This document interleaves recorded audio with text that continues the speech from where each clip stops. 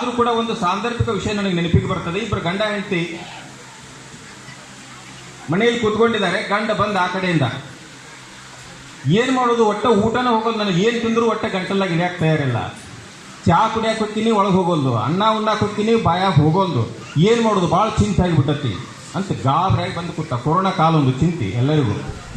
ಅವಾಗ ಹೆಂಗೆ ಹೇಳ್ತಾರೆ, ನೋಡ್ರಿ ನೀವು ಏನೋ ತಿನ್ಬೇಕಾದ್ರೆ ಮೊದಲು ಮಕ್ಕಕ್ಕೆ ಹಾಕೊಂಡ್ರಿಲ್ಲ ಮಾಸ್ಕ್ ಅದನ್ನ ತೆಗೀರಿ, ಆಮೇಲೆ ಹೋಗ್ತದೆ ಬಾಯಾಗ.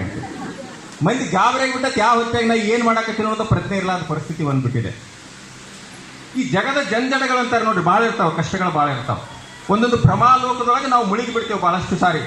ನಮ್ಮ ಕೆಲಸದೊಳಗೆ ಒಂದು ಭ್ರಮೆ ನಮಗೆ. ಆ ಭ್ರಮೆಗಳಿಂದ ಮುಕ್ತರಾಗಲಿ ಅಂತ ಇದೊಂದು ಯೋಜನೆ. ಏನು ಒಂದು ಭ್ರಮಾದ ಒಂದು ಘಟನೆ ನಿಮ್ಗೆ ಹೇಳ್ಬೇಕಂತಂದ್ರೆ, ಒಬ್ಬ ವ್ಯಕ್ತಿ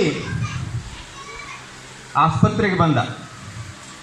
ಹಳೆ ಡಾಕ್ಟರ್, ಅವ್ರಿಗೆ ಬಹಳಷ್ಟು ಪರಿಚಯ.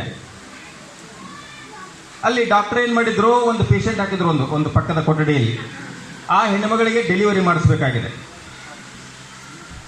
ಇವರೊಂದು ಇಂಜೆಕ್ಷನ್ ತಯಾರಿ ಮಾಡ್ಕೊಂಡಿದ್ರು.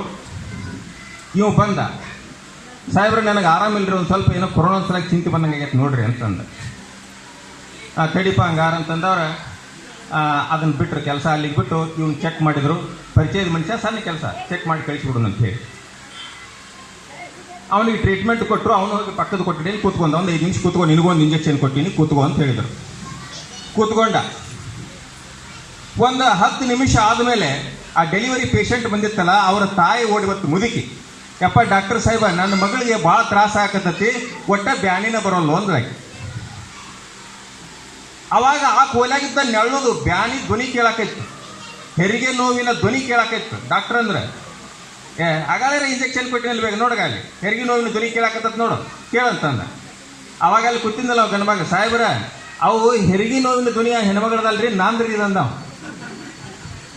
ಗಡಿಬಿಡಿ ಒಳಗೆ ಡಾಕ್ಟರ್ ಏನ್ ಮಾಡಿಬಿಟ್ಟಾನ, ಹೆಣ್ಮಗಳಿಗೆ ಕೊಡ್ಬೇಕಾದ ಇಂಜೆಕ್ಷನ್ ಇವ್ ಕೊಟ್ಬಿಟ್ಟಾನ. ಮೊದಲ ಗಾಬರಿಯಾಗಿ ಬಿಟ್ಟಾರ, ಏನ್ ಮಾಡ್ಬೇಕು ಅನ್ನೋದು ಪ್ರಜ್ಞೆ ಇಲ್ಲ, ಭ್ರಮೆಯೊಳಗೆ ಮುಳುಗ್ಯಾರ. ಏನ್ ಮಾಡಕತ್ತೀನಿ, ಕೊರೋನಾ ಬಂದತಿ.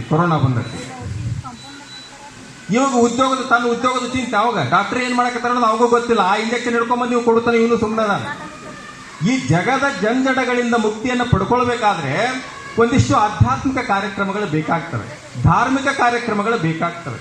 ಹಾಗಾಗಿ ಅಧಿಕ ಮಾಸ ಅನ್ನುವಂಥದ್ದು ನಮಗೆ ಅಂಥ ವಾತಾವರಣವನ್ನು ಇಲ್ಲಿ ನಿರ್ಮಿಸಿಕೊಟ್ಟಿದೆ.